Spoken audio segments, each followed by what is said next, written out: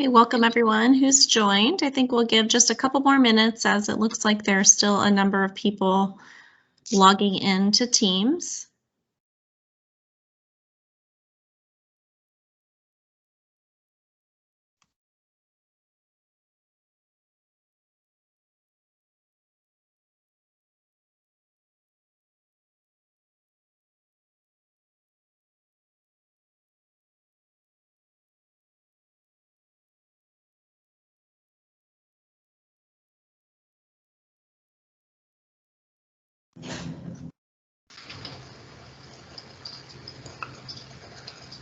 Okay, the meeting is being recorded by me.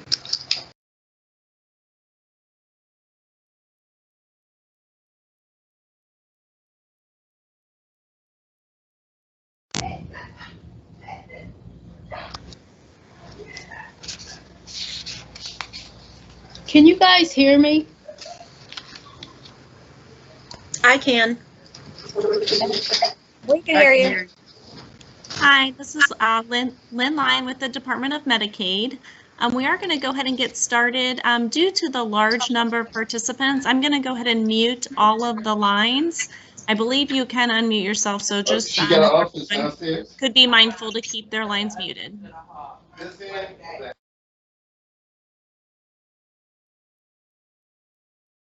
Okay. So again, my name is Lynn Lyon. I'm Deputy Director for Behavioral Health Policy with the Department of Medicaid.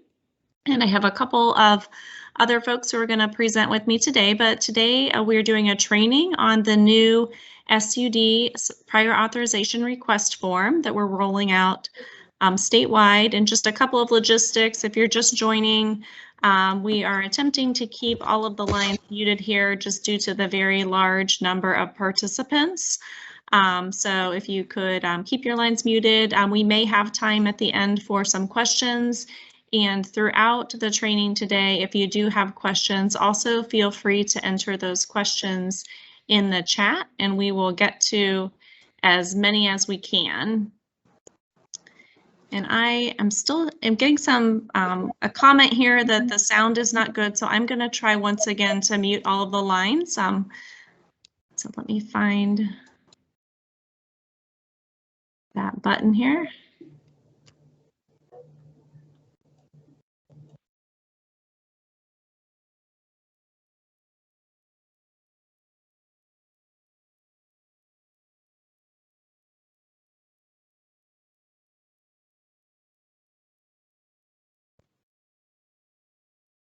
Okay, I think we will go ahead and get started then. So Katie, if you are able to, if we do start to get some lines unmuted and have some feedback, if you could go ahead and mute lines for me, and then I'll have to unmute myself, that would be helpful. So thank you everyone for your patience. This is again, a large training with a lot of participants, so we'll try to manage the technology the best we can. So today we are going to be going through the new form, provide an overview and walk through some guidance that's been developed for completion. And we're also going to talk briefly about the methods for submission to the managed care plans and to ProMedian. And then we also are going to hear from a provider and a managed care plan representative. They are going to share some best practices and examples of form submissions from our pilot process. So next slide, please. All right, I'm going to turn my camera off here and Katie will pull the form up and we will, I apologize, we're not ready for the form yet. Just a couple of notes here on the form. The purpose of this form is to request authorization for SUD services that require prior authorization, which currently that's residential services as well as partial hospitalization. And the form itself was developed by a work group from our Substance Use Disorder Waiver Stakeholder Advisory Committee, and it included providers, stakeholders, and managed care organizations on the work group. We conducted a pilot of the form in March and April of this year with 7 managed care plans and the fee-for-service vendor ProMedian, as well as 12 providers participated in the pilot. And the results of that pilot, we were able to make some minor tweaks to the form and some of the guidance, and are now ready to roll out the form for statewide use. The form itself will be optional, so providers are not required to use this form. However, hopefully by the end of the training, you'll see that there are some benefits of the form, and so we strongly do encourage providers to use the form, and hopefully will improve the process for authorization. And all of the managed care plans will be accepting the new form as well. So next slide.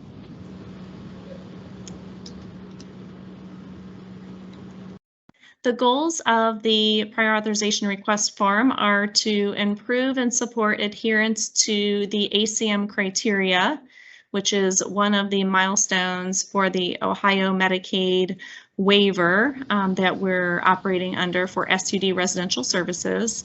We're also hoping to increase consistency in the prior authorization process across the various payers.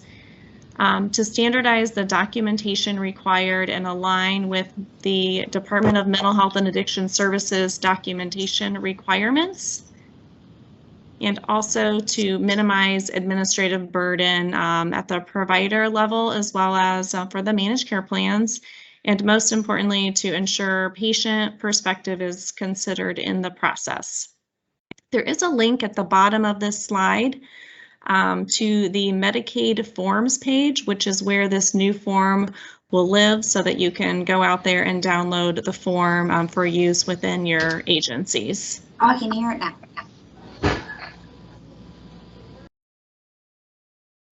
Okay, so we can go to the next slide.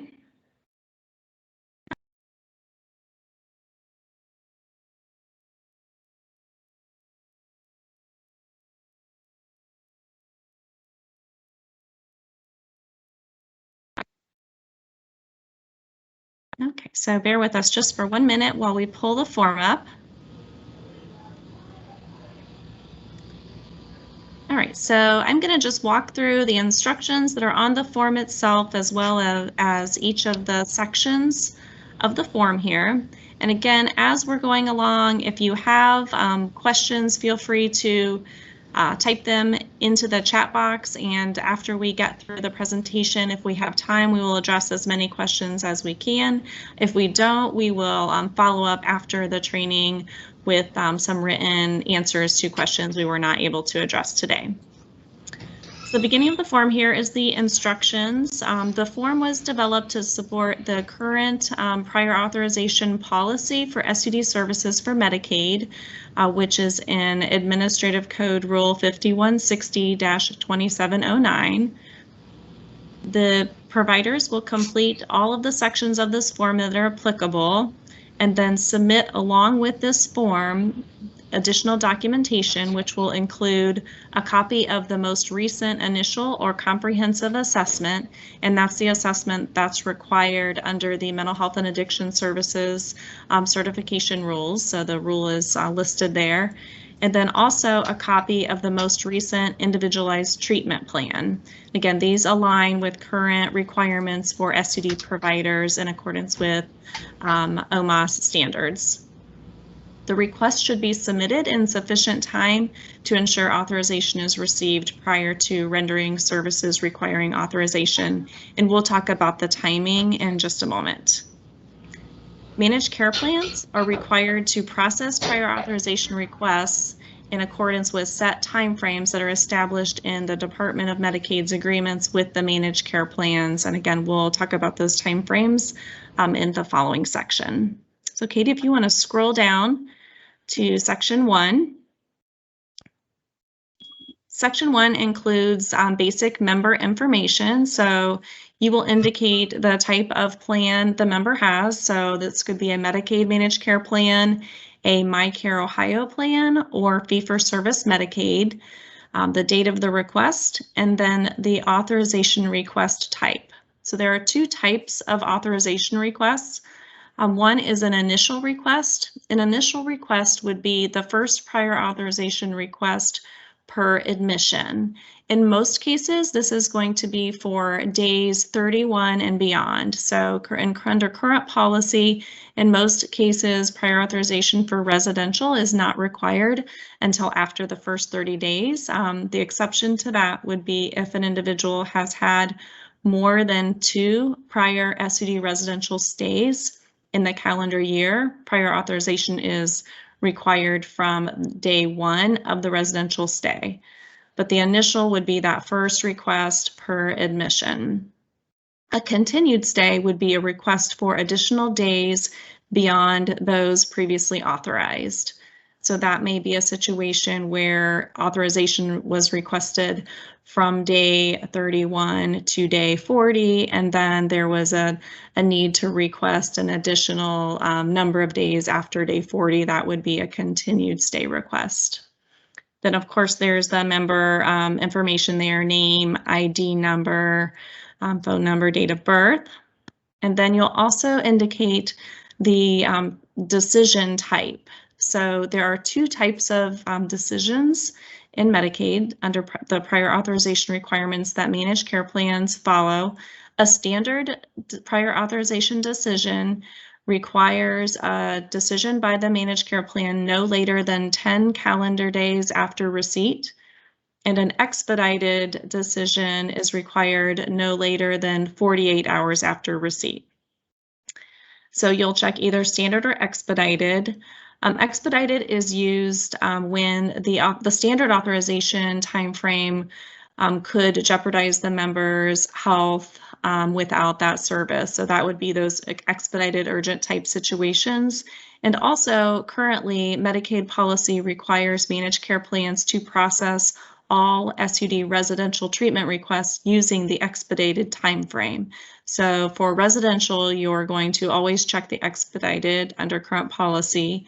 And then for partial hospitalization, it may be standard or expedited depending on the situation. So that one is situational. So section 3 is the provider information. So I'm going to scroll to that section. I won't read through all of these fields. This is essentially your basic provider demographic information, contact name, email address, and such.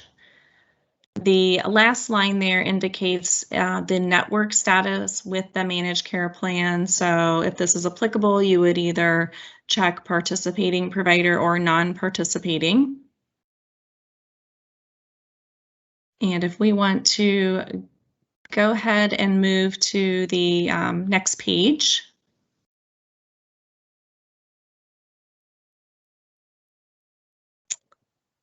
All right, so we'll move into section 3 with the details pertaining to the authorization request. You'll indicate the admission date, and then there is also a field here that asks whether the client has had 2 or more prior admissions to residential treatment in the calendar year. And the purpose of that field is to align with the current policy that does require prior authorization from day 1. So this would be completed if known by the agency if there are 2 or more prior authorizations in the calendar year that have already occurred. And then you will also indicate the number of days you're requesting, as well as the actual start date and end date of your request. The next section here lists all of the levels of care and the billing codes for those levels of care. So you will mark the service that you're requesting prior authorization for so that that's very clear. And then also there is a field for the ICD-10 diagnosis codes that will support your request. Section 4 provides the medications. So here you can either complete section 4 on this form, or if you would prefer, you may also attach a separate list of medications. So this would include, any of the medications that are necessary to list on the form, including dosage, frequency, and form as applicable. Section 5 is a new section that was added that actually had much discussion during our work group and form development process. And this section is related to client perspective on progress and continued needs. And there are two components to this section. The first is the opportunity to provide a summary of the client's perspective on progress and continued needs. And for adolescents, you would include family and caregiver perspective as well. And the purpose of this field here really is to make sure that the reviewer of the request understands the client's perspective and why the services are being requested and how they will benefit the client. And that's really the second component there, is describe how the requested service will benefit the client. And this is really, and you'll hear a little bit more about this when our provider and managed care plan representatives speak, but this really gives the opportunity for the provider to summarize the request. And, it's information that, maybe, scattered throughout pages and pages of progress notes, but this can really summarize it quickly and present the case to the reviewer for the authorization determination. So I will have you go ahead and go on to section 6.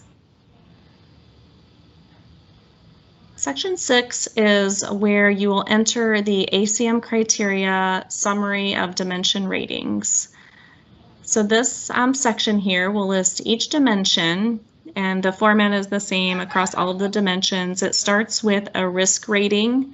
There is a drop-down box, and Katie, if you want to kind of click on that drop-down box there under choose a rating to show how that field works.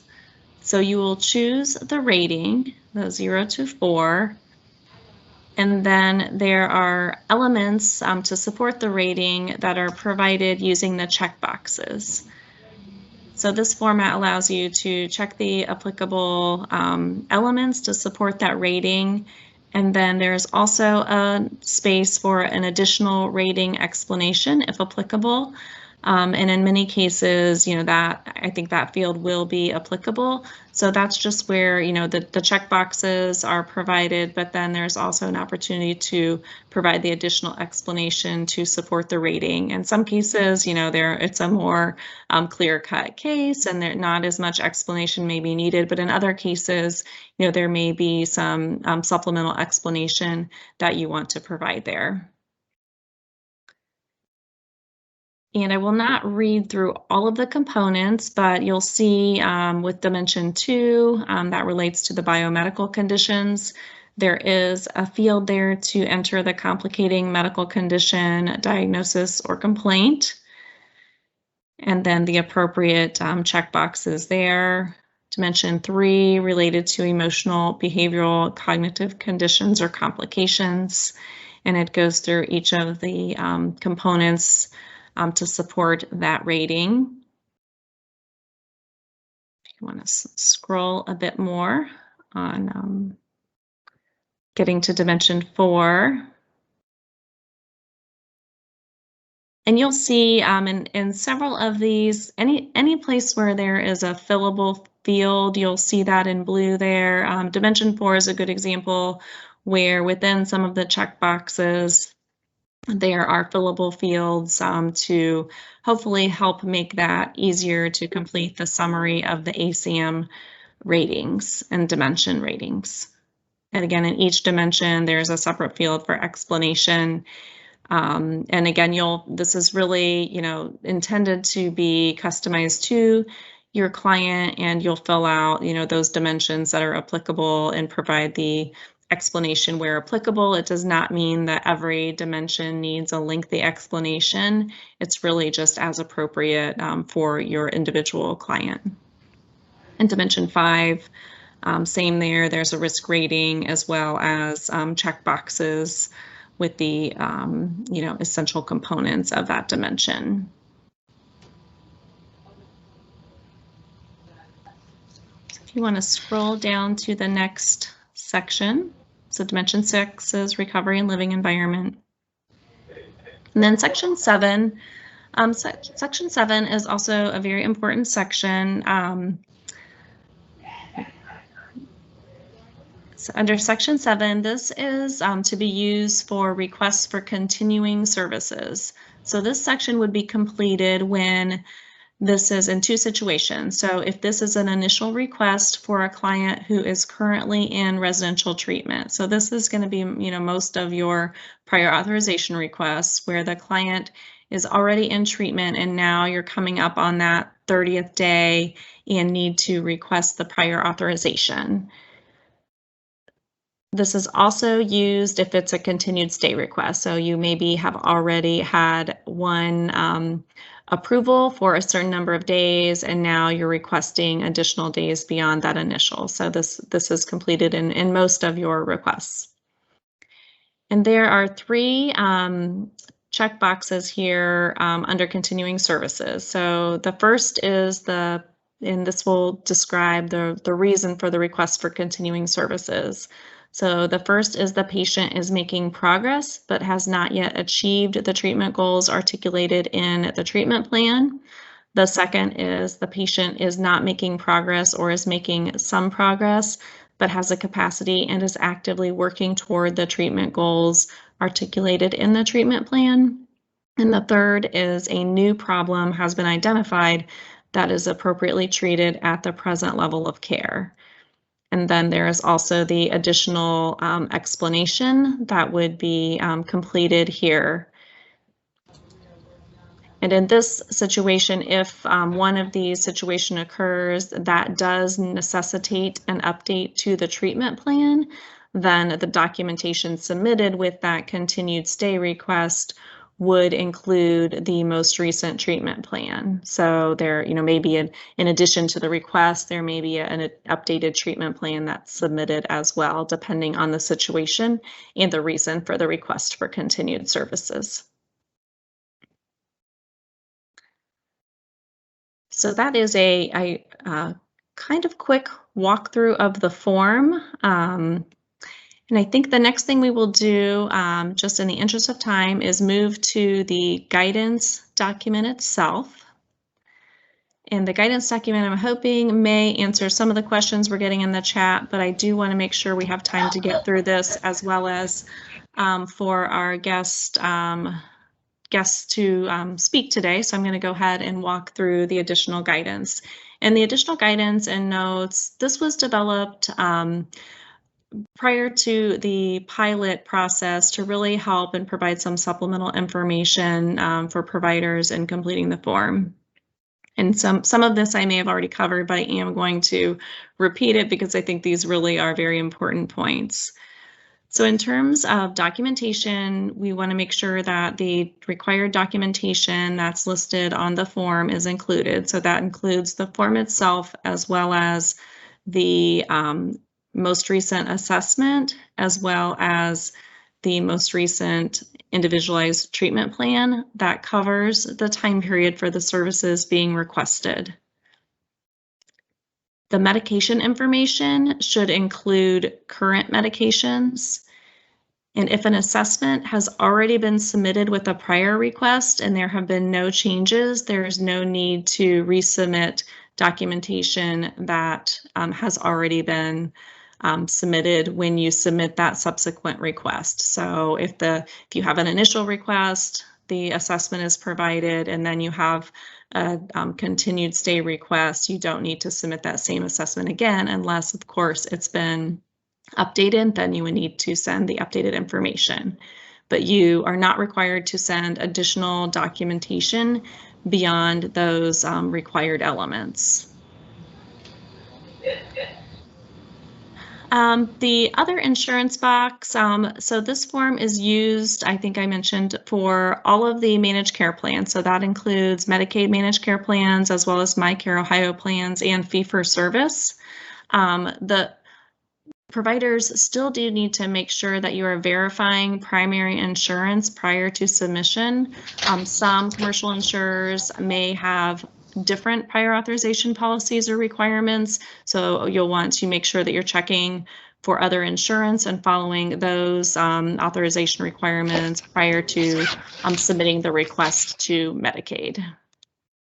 I'm getting a little bit of feedback here, so I'm going to try to mute the lines again. Okay, I think I'm not hearing the feedback now. Sorry about that. So for expedited requests, all SUD residential services are required to be processed no later than 48 hours in accordance with our current contracts with managed care plans and MyCare Ohio plans. However, if there are situations that require a more expeditious decision, so a very urgent situation, the providers need to indicate that to the managed care plan and communicate that situation. But in the case of the the typical expedited, the decision will be issued within 48 hours of the request. You scroll down just a little bit. The box related to prior admission to residential treatment, that field really is to accommodate our current policy that does require prior authorization from day one if it is the third residential stay in a calendar year. And we do realize that in some circumstances, a provider may not be aware of prior stays if they occurred at another treatment provider, but we do ask that providers make a good faith effort to determine if the client has had prior admissions. That information, of course, can come directly from the client regarding prior stays. Providers can also contact managed care plans to verify prior stays that would inform, whether a prior authorization is needed. And of course, during, any of these communication processes, 42 CFR Part 2 may apply, so just need to comply with that. Some more comments on the client perspective and progress on continued needs. Again, this allows for a summary of the client's perspective on their progress and continued need for the services. And it's completed as appropriate based on client input and preferences. There may be a situation where, a client prefers not to provide that information. So of course, you would complete that as appropriate. This section can also be used to indicate the client's level of involvement in the development of the treatment plan. And the description of how the requested services will benefit the client should indicate how the provider is assisting the client towards the progress goals. And this section may also be used, and it may be very helpful for the reviewer to include information such as precipitating events, drug history, or scope and severity of use that may be helpful in describing how the requested services will benefit the client. The summary of dimension ratings section, as we saw, includes checkboxes as well as additional rating explanation fields. This allows providers to include narrative to support the request for services. This is intended to be a summary to support the prior authorization requests, but just note that this does not take the place of otherwise required clinical documentation. So this truly is a summary for the purposes of requesting prior authorization. So if you scroll down a little bit, some notes related to the request for continuing services. Again, this is used for clients who are currently in residential treatment and continued services are being requested, as well as for continued stay requests where additional days beyond what was previously authorized are being requested. The providers should include information related to the client progress or lack thereof towards successful completion of goals and summarize any interventions the provider is using to assist the member in making progress in their course of treatment. Progress changes or new problems may necessitate an update to the individualized treatment plan. and that should be described in the narrative, and then also supported by attaching the updated individualized treatment plan with the submission for the continuing services. I believe, Katie, that is the end of the guidance document. Or is there something on the next page here? That's all. Okay. Okay, thank you. All right.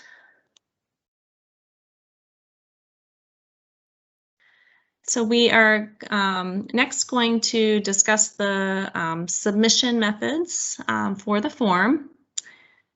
So the next slide. So as you can see here, there are multiple submission methods depending on the managed care plan or reviewer. All of the managed care plans, as well as PerMedian, do have a secure online portal for submission of the forms. And then a number of managed care plans offer additional methods of submission, including phone, fax, or mail as an option. This chart here is a high-level summary, but we did want to remind everyone that on the managed care, the Ohio Medicaid Behavioral Health website, there is more information about submission methods and contact information available, and there is a link provided here as well. And we will make sure that, I think one of the questions was about the slide deck and whether this would be available, so we'll make sure that people do have that so that they have those links easily available after the training. Next slide, please. Okay. At this point, I am going to hand this over to Wendy Banus, I believe is the next speaker, who is the Chief Operating Officer from the Lakota Way. And she's going to just talk through a little bit of her agency's experience during the pilot process and share some best practices with the group. So Wendy, I'm going to hand it over to you. Okay, thank you, Lynn, and thank you for inviting me to be here today to present. We're very excited about this form. All of you, I'm sure, have been doing this since the beginning of the BH redesign. In the past, what had happened, we have both a residential and a prior authorization program. We would fill out the form and then fax, in some instances, or upload 100 and 110 pages, especially for residential, for that 31st through 38th day. You have your assessments, all your various treatment plans, progress notes, medication lists. The list goes on and on and on and on. I always felt very bad for the reviewers because I can't even imagine dealing with all the various electronic health records that they use, trying to parse through all of that documentation to determine if the need is there. So we were very, very excited when we were asked to be part of this pilot project. Our clinicians, actually, our residential clinician was very excited when she saw this form. We were very fortunate that we were able to recreate this in our EHR, so the clinician is able to fill out the majority of this information without having to do additional work. I know that's not the case for many organizations, but again, we were very fortunate with our situation. What is nice about this form is, again, it summarizes what we need. It summarizes what we're asking for. It summarizes what we need the reviewer to really look at in a very simplistic process. In part of this presentation is just kind of a sample form that we submitted. Part of it where the narrative is, it all says optional. We have found much more success by filling it in. The check boxes are wonderful and they help explain everything that is going on, but the narrative is where you can put a few statements to support why you're asking for what you need. The client statement as well gives a very, very good perspective where the client thinks they are, and we can kind of compare that to where we know they need to be, and it shows if they're making any sort of movement. So that's been very, very helpful. The ASAM ratings as well, to give a very, very clear picture of not only what the client has accomplished, but where we need them to be before they're successfully discharged from residential or partial hospitalization and they're going to be successful in their recovery. I kind of also equate it, I know we all went through the challenge of, well, just give us 60 days. We know what we need. A simplistic approach to this is if you're building a house, you go to the bank, you get a mortgage, you get a draw. The builder has to do so much before the bank will give them more money. They have to prove that they've done what they've done, and then they'll give them some more money to complete the next steps of the process. The bank comes out and looks at the progress, is satisfied that there's been that progress made, and then we'll give them another draw. This kind of is the same concept. We have to justify what we're trying to accomplish so the client can be very, very successful in their recovery. It's been a lot less paperwork. We have had a very, very good response to this from the managed care companies and Medicaid as well. We seem to get a faster turnaround because there's not as much documentation to sort through, and it's very, very clear, and they're not sending things back and forth asking us what it is, asking us for more information. And as I had mentioned when we were preparing for this, an appeal takes a lot longer than filling this form out. We do have a support staff that completes this. And again, because we've recreated it in our EHR, she prints it out of the EHR, she tracks it, she attaches the ITP or any other information that needs to go with it, and faxes it or uploads it to the managed care company. So it is maybe just a little bit more work because we kind of copy and paste it into the document, but it's paid off in the long run. It really has. So we're very, very excited that this has come to fruition and look forward to using it in the future. So that's it. Thank you. Okay, thank you, Wendy.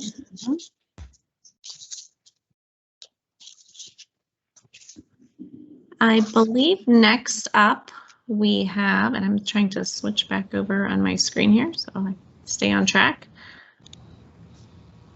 We have Tracy Izzard with us from United Healthcare. She is the Executive Director for Optum Health Behavioral Solutions, and she is going to talk through a little bit from the managed care perspective, what they learned through the pilot process, and then also share, I believe, an example of a submission with us as well. Absolutely. Hello, and thanks, Lynn. Thanks for having us here. I can tell you that our reviewers were really excited about this whole pilot, and they considered the pilot to be successful, a win overall, because they felt like it really did eliminate a lot of the need for back and forth conversations and in requests for additional documentation. And they really saw the use of this PA request form as a summary document. And this document offers all the clinical information that's needed to render a decision. So when it is completed and thoroughly filled out, then we really have all of the summary information that we need right there on the form. And that need to submit 100 other pages isn't necessarily the case. So we really just basically would ask that the providers complete all the check boxes and then use the narrative boxes for greater descriptions, and then supply just any additional information that couldn't be summarized on the form. The diagnostic assessment information, treatment plans, medication lists if they weren't written on the form. Then that information just kind of gives us a little bit more to go on for that initial decision. And thoroughly completing the document really has reduced and completely eliminated the need for that additional communication, which I think has streamlined this process and sped it up so that we could expedite the responses much more quickly. Just to Wendy's point about the eliminating the additional pages, I know how taxing that must be to use the fax machine and try to get them over from the provider side, but even on the receiving end, oftentimes our reviewers would receive those authorizations and pages would be out of order or upside down, and so they would spend, gosh, probably 15, 20 minutes just trying to get the documentation in order before they could ever even start reading it. So this streamlined process really helped them to be able to get to reviewing it more quickly and identifying all the pieces of information that they needed. So I just wanted to, kind of let you know that if you use this form and you fill it out in its entirety, use the check boxes, but also use the narrative boxes. Our reviewer comments said that one-liners on the narrative box was rarely enough, but 2 or 3 sentences about each, say, dimension or risk level was sufficient, giving solid clinical evidence of the need, backing up the risk rating with specific detail. So if a provider is requesting an additional 30 days after the first 30 days and the risk level was a 1, but nothing was noted, that would warrant some questions. Likewise, if the risk level was rated at a 4, but then no risks were identified, that would require some additional communication. But when everything is congruent, so say the number of days for a lower risk number kind of matched, or risks were identified with a higher risk level were congruent, then the reviewer could really make their decisions much more quickly. We were able to pull out a form that a provider had submitted during the pilot that really just kind of, we looked at and we said, this is a good form. This is something that we didn't have to go back to the provider and ask for any additional information. And I don't know if you want to flip to the form itself, but I can just tell you in particular what was really good about this form is that you'll see everything in the form was completely filled out. The level of care request was clearly indicated, and all of the checkboxes in all of the summaries were completed in their entirety. Oftentimes we will get a request, but the level of care that they're asking for isn't written on the form, and so we're not really sure. So definitely make sure that you're indicating which level of care you're seeking. And then on this particular form, the provider even identified the evidence-based practices that they were going to be using in Section 5. And for the ASAM dimensions, each of the dimensions really had enough relevant detail just summarized on that form that we didn't have to go through all of the multiple pages that were included. Mama. So she texted me today. Oh, we're getting some feedback on the line. Tracy, I'm going to mute everyone, then you'll have to unmute yourself. Perfect. Okay.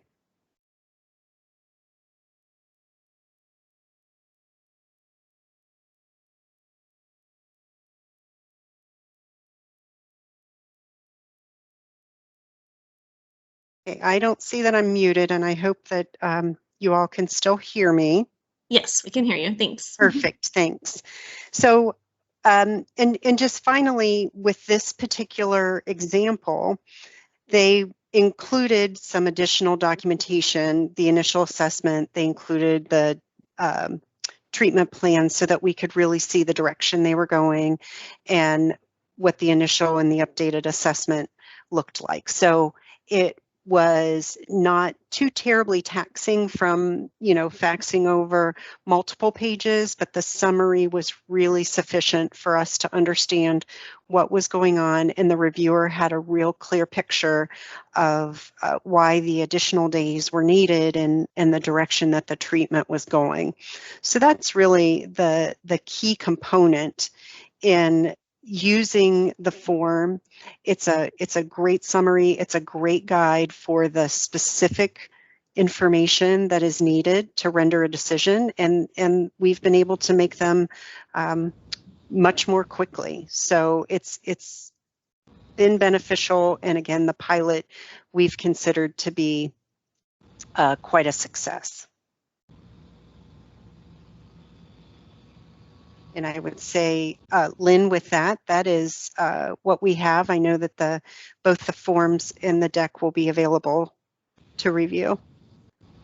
Okay. Thanks, Tracy. We do have one more slide here, Tracy. Just you may have already covered these points, but I'll give you an opportunity if you want to run through this summary of the best practices one more time. I think that would be helpful. Sure can. So again, just make sure that you clearly indicate the level of care request that you want, that you're seeking. Complete the form in its entirety, and remember that less is not less necessarily more in this case, but you don't have to type you know, just a couple of 2 or 3 sentences that really give good information, good clinical information to justify the request for additional days, and making sure that the risks that are given on the form match the data that is used as supporting clinical evidence as to how you arrived at that risk rating on the dimensions, and then include the corresponding documentation, the assessment, treatment plan, any of the medications that are currently being used, anything else that you think is really quality relevant information to help make a decision. And I've always kind of told folks, you know, as clinicians, would the information that you're offering help you make a decision as to kind of where the client is in the treatment episode, the treatment journey, and just make sure that you're including everything that supports that need. Thank you, Tracy. I appreciate your input, as well as Wendy, you know, your input as well. I think it's very helpful for everyone to hear directly from those using the form. If you want to go to the next slide. So next steps, this form will be available hopefully by the end of today on the Medicaid forms page. I think several of you had clicked on the forms page looking for the form. We are getting that posted. So as soon as it's posted there, it's available for use. I believe there was also a question about when does this become effective. So as soon as it's posted there, feel free to begin using that form.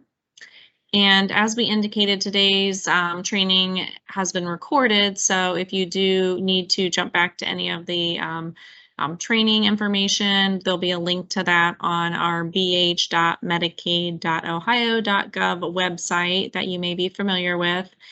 And then, as always, any additional questions related to Medicaid and behavioral health can go to our bhenroll@medicaid.ohio.gov mailbox.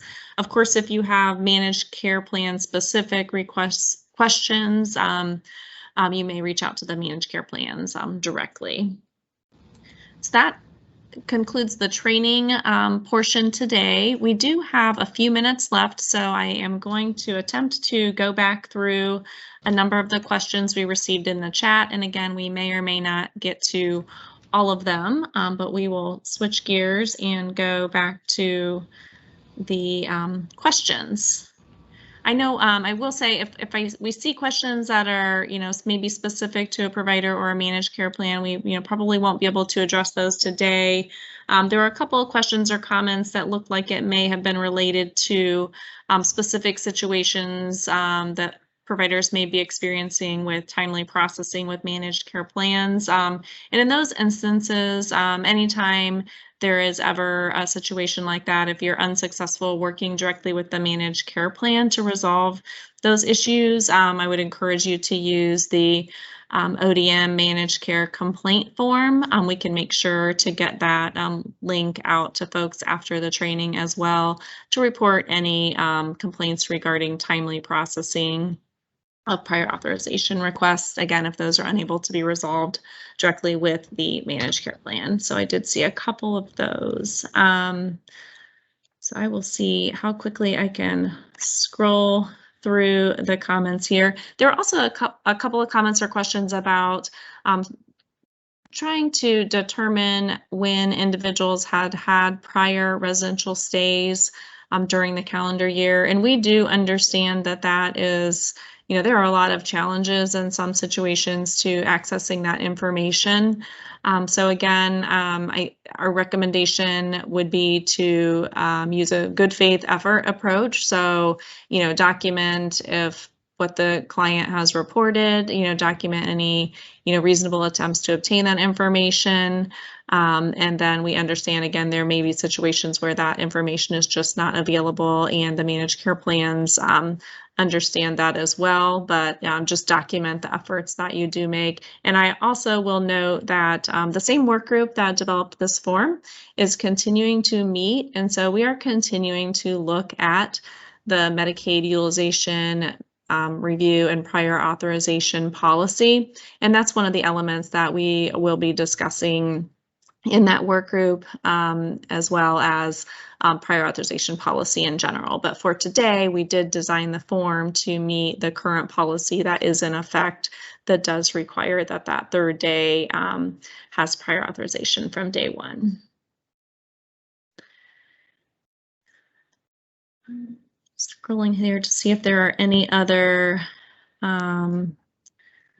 themes in the questions that we're able to address today. And some of these may take a little bit of consultation between the state agencies, as well as, you know, with some of our work group members. So some of the tough ones we may hold on to and respond to those after we've had. Yes, go ahead. It's Mary Haller. I've been going through some of the questions. I wanted to see if I might be able to help since you've been presenting. There's a couple of questions on here that relate to sort of additional work that this form might be putting into place for providers. And I wondered if you or one of our other speakers might want to comment on that in terms of this actually being an attempt to reduce the amount of work and the amount of paper or clinical documentation that is submitted to request prior authorization.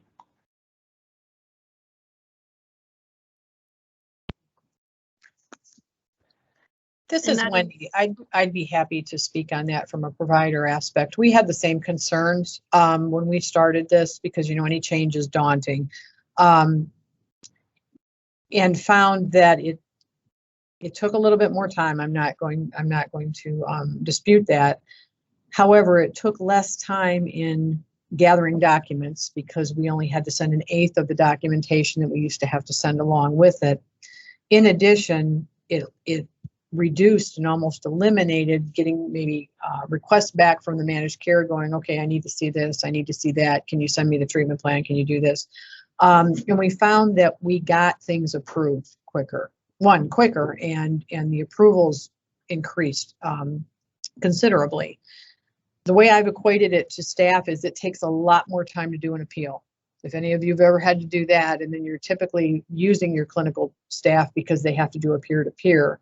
So we found in the long run, it was a better use of our time with better outcomes. So it just took some getting used to. You know, and again, we were fortunate that we could recreate it somewhat in our electronic health record. We couldn't recreate the identical form, but we changed our clinical review for just the residential and partialization programs to mimic this. And then basically a support staff can copy and paste some of that narrative into the actual form that we're using for the prior authorization. So it did save time in the long run. It's just a matter of how the time was spent.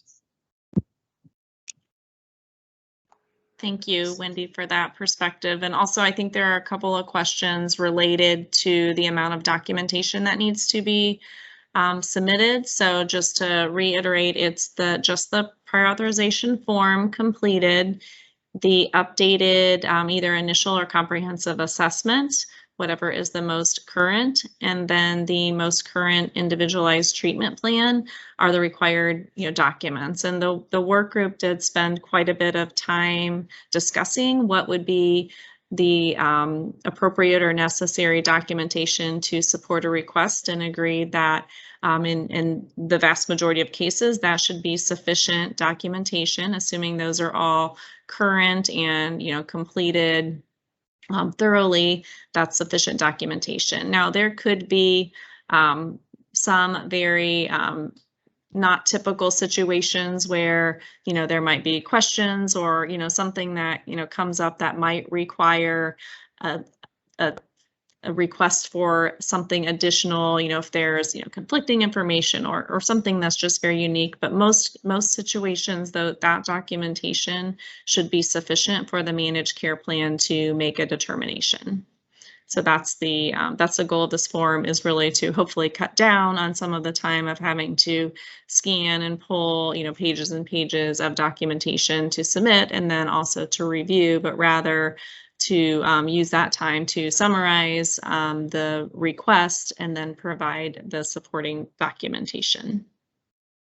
There's a question about the functionality of the form and whether the narrative boxes are expandable, and they are expandable, and there is not a character limit. So I believe the way that form functionality works is it kind of resizes the text to allow more text to be entered into those narrative boxes. And then any of the fields in terms of the form functionality that have dates, it's also just one of those calendars pops up, so you can click on the date to hopefully make that process easier as well. Lynn, this is Mary again. There's a question here that maybe Tracy could help with, and that is about where the forms can be submitted to the managed care plans. The question is, can we continue to submit PA forms via the managed care plan portals? I believe that if you can upload them, I would have to double check. I'm not sure that it is filled out. The form is actually filled out and loaded into each one of the managed care plans portals. And I think that the form has to just be faxed at this point.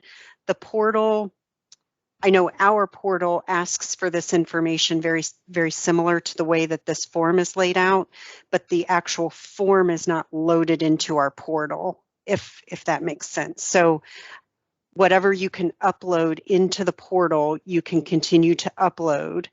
But when you go in to fill out the information into the portal, you're not filling out this form on our portal. And I believe that is consistent across the managed care plans, if that answered the question or not. Yes, and Katie has put up a chart here showing the different means of submitting the form to the different managed care plans. Perfect.